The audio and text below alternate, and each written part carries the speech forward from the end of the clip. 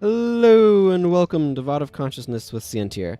I'm Sientir, and today I want to continue capturing some of the Paragon Elite skills that this character doesn't have, even though I thought that this character probably had more Paragon Elite skills than it turns out she does.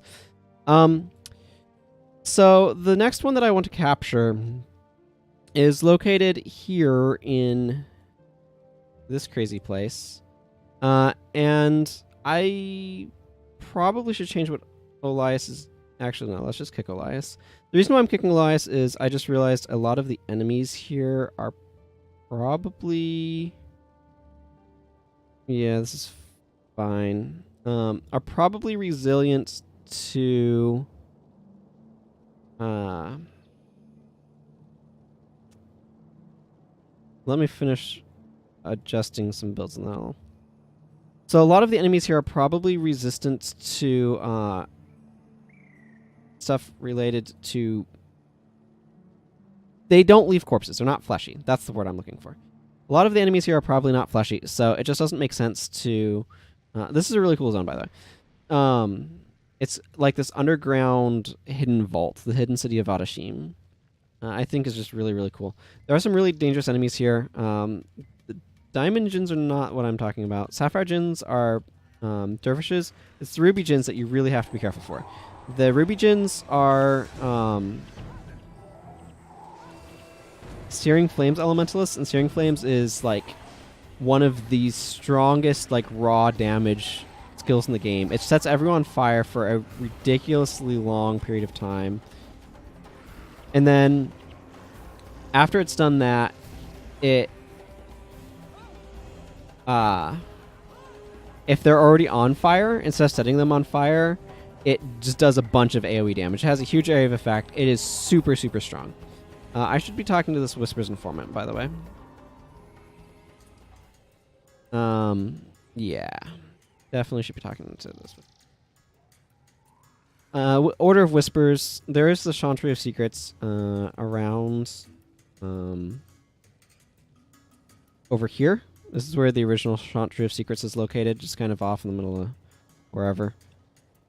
For anybody who is curious. But anyway, we need to go through this hidden city. It's kind of a stronghold, shelter area, and go get ourselves an elite skill. I really love all of this sort of blue stuff. There's a lot of traps that normally go on here. Am I...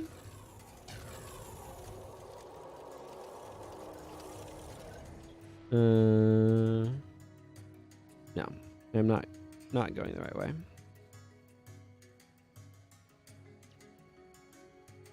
I'm looking at a map to try to help me navigate, and it looks like I need to turn in rather than go over there. And go up this way. And kind of go around this and then back in, and then boss should be up at the top. One of the things that's going to be really dangerous is if the because there's a Searing Flames boss in this normally as a mission. So if that boss is here, that could be very dangerous. Have to be very careful of that. Because bosses deal extra damage in everything except prophecies. So just want to be very careful of the potential damage output of a Searing Flames boss. But I just think this is just really cool. I love this city inside a cave aesthetic going on here. So I imagine this Whispers informant does not have anything new. Just good luck. Thanks. Yeah, so you can see the boss I'm looking for is Shakor Fire Spear over there. Surrounded by roaring ethers, apparently. This is being a fairly quick little jaunt in here. The roaring ethers are mesmers, by the way, so they're pretty dangerous from that standpoint.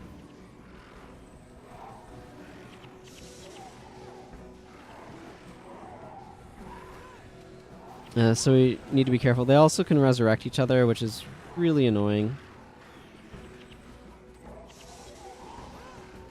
Fortunately, Resurrection Signet is kind of a one-shot use skill, so they're not going to be able to like keep spamming it indefinitely or anything. But enemies that resurrect each other tend to be kind of rare and more high level. And now I get Angelic Bond, which is questionable. It basically, what it does is it just affects all of your allies, and if any of them would die, it heals them instead, and then it just ends on all other allies. So basically, it's like it's pretty party wide, but yeah. Okay, so I need to, for the next boss I want to go after, go into here, which I'm not excited about. Let's see, just straight from the Gate of Torment, I guess so. I need to... welcome to Torment, by the way. Welcome to Tartarus in the Guild Wars universe. This is a kind of very eerie place. They did a really good job in making it extremely uncomfortable in many regards. There's a lot of sort of fleshy sort of things, stuff turned inside out, things like that. Mad spirits, all that sort of crazy stuff. And I need to... Jahai just outside this place, only it looks so different, so warped. I don't know what that means, but I hope the real Jahai hasn't suffered such a fate. Yeah, basically, Abaddon is a fallen god and master of this particular place. I wish that had been a checkbox. I don't mind that they decided to adjust the order, but I kind of wish they had made it a checkbox that you could turn on or off. One of the interesting things here is you can actually see a bunch of the others outposts from here. So like outpost over there, and then we'll actually be going into one of the spots as soon as I can figure out how to get there. The map is not going to help me. Because I need to get to Nightfall and Jahai, not to the Mouth of Torment. Probably up here. It's been a very long time since I've navigated through this zone, though, so... my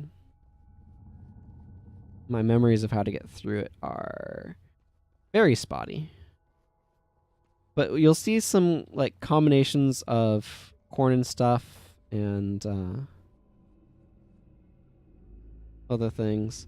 Let's see, this guy says, last thing I remember, charred warbands were rampaging through ore, then a deafening explosion rocked me from my feet, and a bright light engulfed me. I awoke to find myself here. I don't know what I have done to deserve an eternity in this nightmarish realm. He was an Orion, who was condemned to the realm of torment when Vizier Kilbron blew up ore. For anybody who might be curious. That happened kind of around, or after the time of the searing. So, let's go get this skill then. It should be Nightfall and Jahai.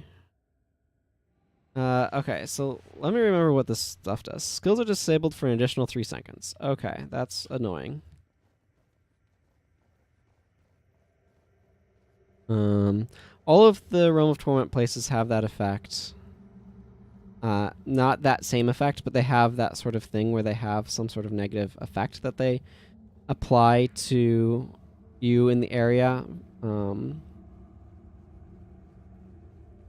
So, Quickening Zephyr is interesting. It makes stuff recharge faster, but cost more energy. You have to be kind of careful with it. But you can see, like, giving the power is yours a recharge is kind of brutal.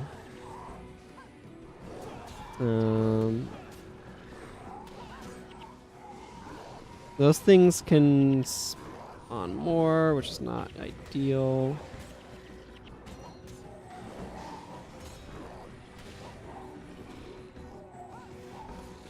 This is a higher level zone. As you might notice, these things are level 28 as opposed to like level 20, which you'll see in these higher level areas.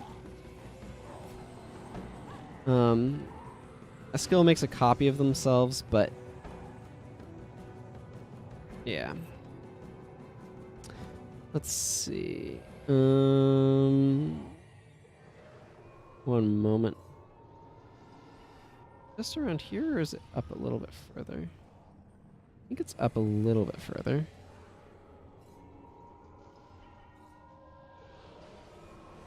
Yeah, it looks like it. The map's a little hard to... Oh, maybe it is just... I mean... Well, it doesn't cost me much to try to fight my way through this.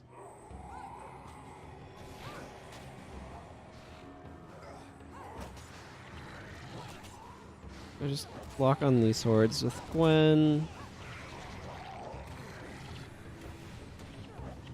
Friggin' elementalists. Fortunately, I, as a Paragon, have surprisingly good energy. Basically, Call to Torment is they take extra damage, but they will make a copy of themselves, so if you don't get them down quickly enough, you'll quickly find yourself overwhelmed. So you have to make sure you're paying attention to not let that happen, but... I couldn't tell if the boss I'm looking for is... The Oath of Profanity? Yeah, it's Oath of Profanity. Okay, cool.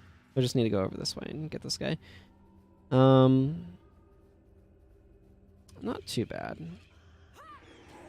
It's interesting that like the zone downside of Edge of Reason gets canceled out so much by the recharge. It really is there to hit like warriors and other adrenaline users.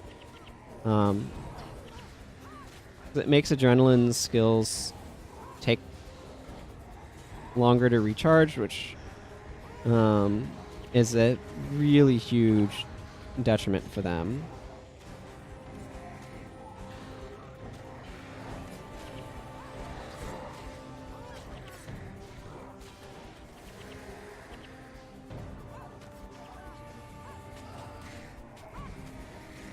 For a bunch of professions, it doesn't quite matter. For monks, it's brutal for monks too, actually.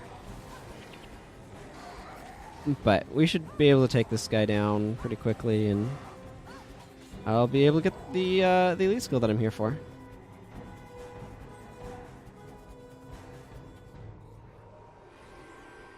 Okay. So let's see, where are we at time-wise? Okay, we're a little ways in. Let's see. The last one is...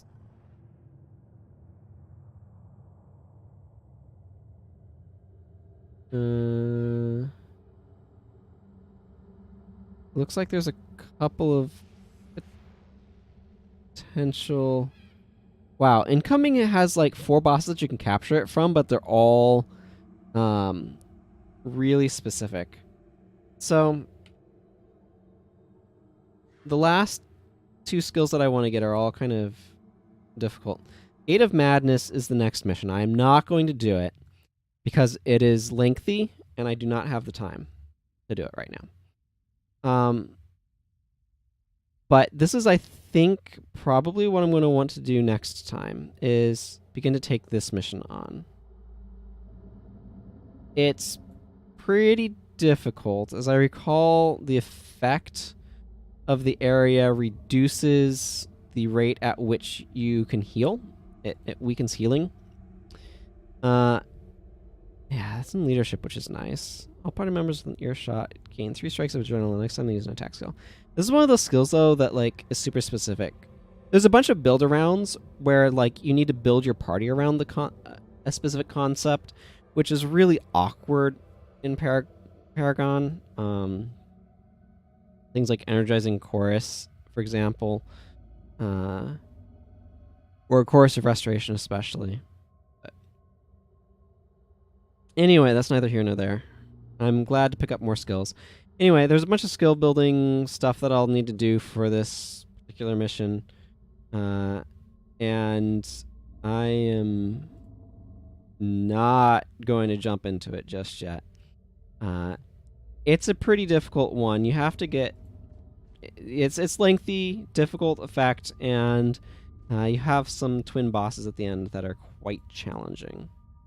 So I think that's going to have to be saved for next time, but we have a plan of action, a course of things to do, and I've managed to fill out the time for how long I want these episodes to be. So I'm going to clear out, well, I just cleared out my inventory. I'm going to deposit stuff, and next time, we got some serious business to take care of. So until then, everyone, take care. Bye-bye.